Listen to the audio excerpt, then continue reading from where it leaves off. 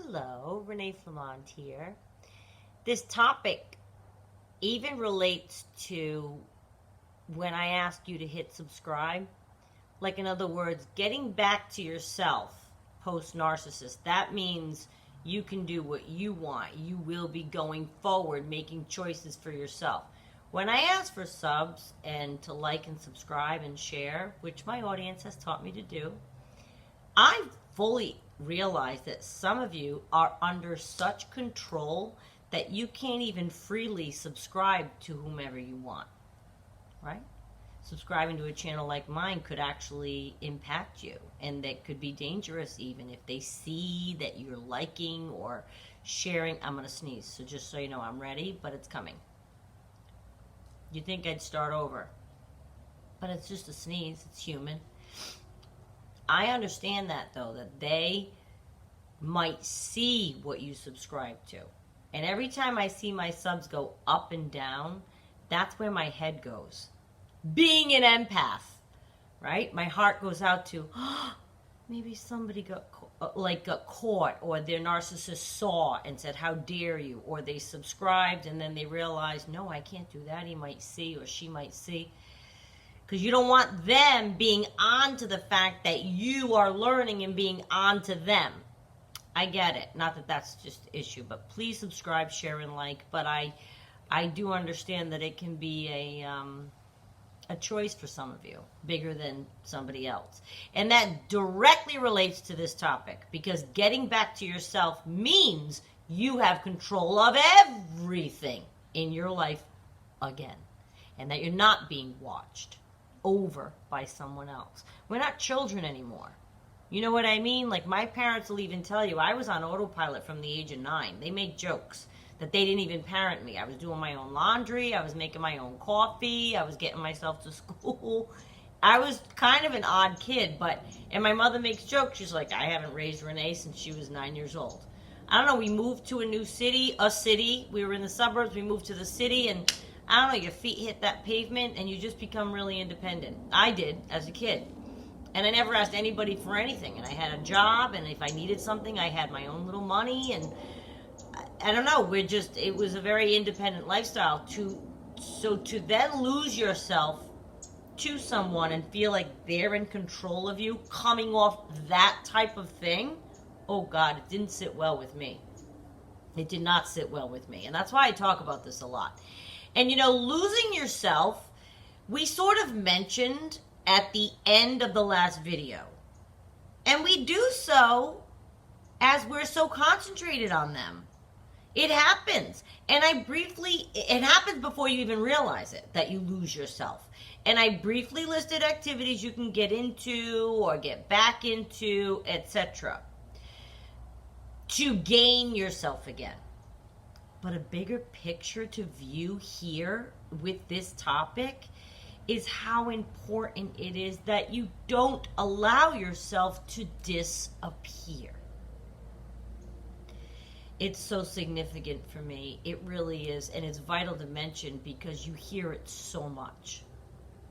You do. I don't feel like myself anymore.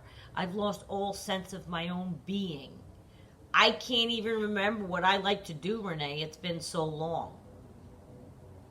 I've tended to them for years, for so long indeed, that I have forgotten myself. That rots. I mean, don't you think? And I mean, rots. No way that's right. And it doesn't have to stick, right? So if you fell into that, it doesn't mean it has to stick or be the way it is for the rest of the time. Why? Because you committed to taking care of them? You can correct that path. I'd rather you overcorrect it if you have to at first and be outright selfish to snap you out of it. I'd rather you overcorrect right now. Seriously. Not if you have children, you can't be selfish with them. I'm talking about with the narcissist, right? Him, her, whatever your pronoun is. You know mine is him. I'm telling you that sneeze is coming. And here's the thing. Whether you're with the narcissist, just left the narcissist, in between leaving, coming back, going. Your worth, I don't care what stage you're in, your worth has been trampled. Undoubtedly, indubitably, whatever word you want to put in there, it has been trampled. If you've been with a narcissist. Absolutely. And that may leave you not feeling not quite as valuable as you indeed are. And they really can do a number truly on your self-esteem and self-love the whole time you're with them. Not to mention, we might have had a hole before even meeting them to allow them in. We've talked about that. Now they're working on us the whole time. It can create a mess. Then this can translate into you going against the grain of your own self as you allow it to take a back seat, yourself to take a back seat. Doing things you said you'd never ever do in the past. Right? Now you're eating crow, you're pushing boundaries, you're losing yourself, you're ignoring your moral code, you're bargaining. You're forgetting about your own belief system that you've established for years. My friends, that'll chip away at you. That'll chip away at you. And I used the example once before. It's very quick, 20 seconds or less. Runaway Bride, Julia Roberts with the eggs. I've used that before. I've told you that before. I just think that scene is so telling, that she's sitting there at the table with all these eggs made on a plate, and she's going to try them all and decide which eggs she likes. Because Richard Gere, as the reporter, learns from all her ex-fiancés that he asks them all, how does she take her eggs? And they all have the same answer. They go, same as me, and they list a different egg. She changed her taste based on who she was with. So by the end, it's a glorious revelation. She's going to learn how she takes her eggs. Take that forward and think of your life. I thought that scene, it's a tongue-in-cheek movie. It's very cute. It's very funny. It's Julia Roberts and Richard Gere reunited. Oh my God, we love it. But that scene says more than what the lighthearted, that's a heavy scene. She's going to learn how she likes her eggs. What do you like in your life? Everything, not just your eggs. And is your life so wrapped up and intertwined in what they like that there's nothing even evidenced anymore that what you like?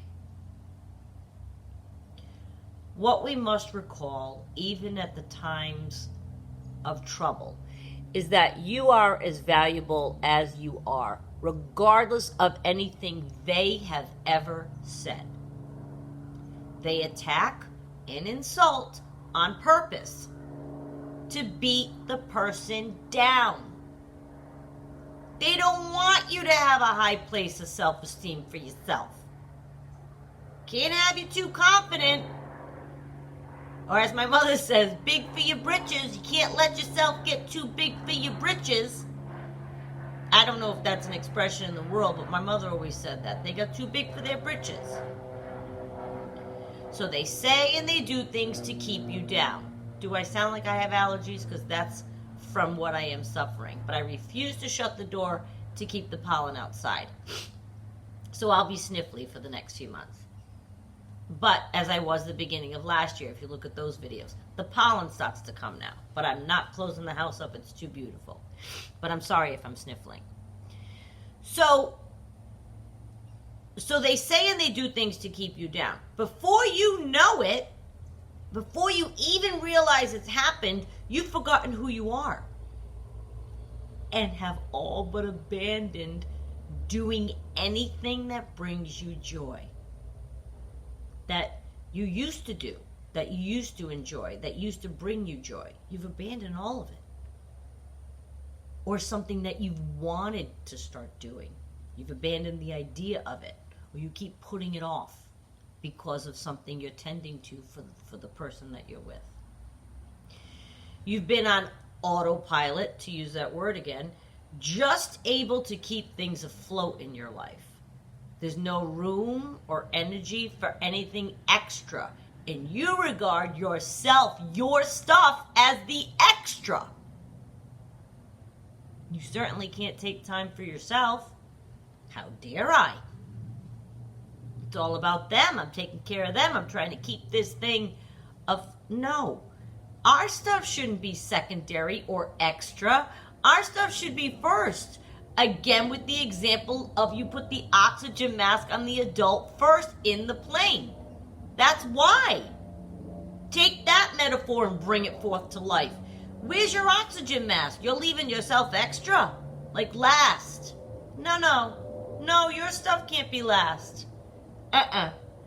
Let me tell you something. If you don't recharge, you're no good to anybody. And that is such an old sentence. We've all heard that a million times. And what it'll do to you, the loss of yourself, that's immeasurable. Immeasurable, not danger, harm. Thank you. That you're doing to yourself. It's immeasurable. We have to look out for ourselves, nurture our mind, body, spirit, any activity you can think of to enhance or enrich any of these three aspects of yourself, you should do. Mind, body, and spirit, immediately and repeatedly. It's about building yourself back up. You're in a self-esteem deficit, at least I think we must be, then yes, you have to do these things to build it back up. We have to get ourselves back. Or you could lose yourself. Lose sight of yourself. And I don't want us losing sight of ourselves. I told you before, that became a grave concern of mine. I like myself. I've worked hard a long time to develop things and have things around me that I like, that I go to. Activities, friendships, time, the way I spend my time.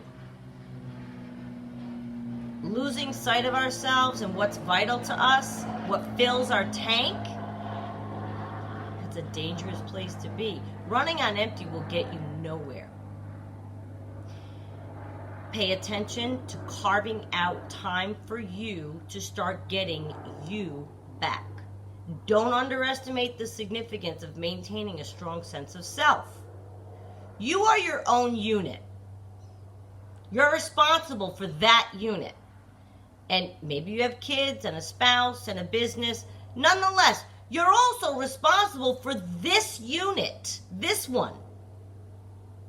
If you ignore it and you continue not to feed it what it needs to flourish, then you will crumble into someone you don't even recognize. The great news is that this can be started on a moment's notice. Absolutely. At any time, as soon as you realize this. Pick up a book. If that's your thing, for example, it's that fast of a change. Boom, pick it up, open it, start. There. You're doing something for you. Right? Pick it up. Go to yoga. Go for a walk. Go out with friends, family. Book a trip to go see your cousin for the weekend, alone. Leave him or her in charge of the kids. Or leave him or her just by themselves if you have no kids. My point is, there are things you could do immediately and you start taking yourself back. It's a dangerous place to be in danger of losing yourself, and to be in danger of your being disappearing into them. You've got to watch that. It's way more important than you realize, and I know you've had yourself on the back burner for the entire time you've been with the narcissist, from day one. And these are things, even if you're not ready to part ways physically and you can't picture that, these are things you can do to at least build up your own sense of self again. And maybe the next thing will come that you will have the strength to part ways. My friends, do not underestimate the power of building your strength back up that can have. Not only with the narcissist, in every aspect of your life. In every aspect of your life, you need to be the strong, best version of yourself. Especially this aspect of making it through this kind of mess. I just wanted to mention that to you. It's worth taking a look at. Please don't lose yourself to these people.